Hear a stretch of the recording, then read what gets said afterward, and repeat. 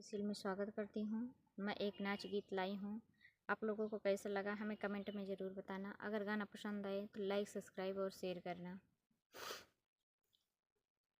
पाले पड़ी हो पाले पड़ी, पाले पड़ी हो पाले पड़ी, बिना गुन कई में हरिया पाले पड़ी, बिना गुन कई में हरिया पाले पड़ी।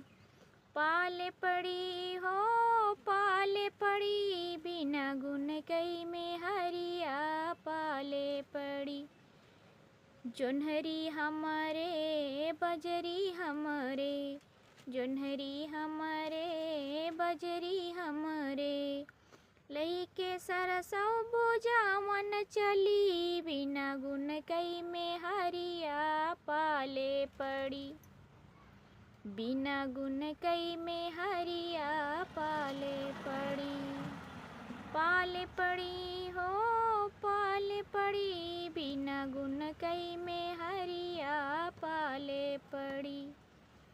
गैया हमरे भैंसिया हमरे, गैया हमरे भैंसिया हमरे, लईके बछौआ चरावन चली, बिना गुन कई में हरिया पाले पड़ी, बिना गुन कई में हरिया पाले पड़ी।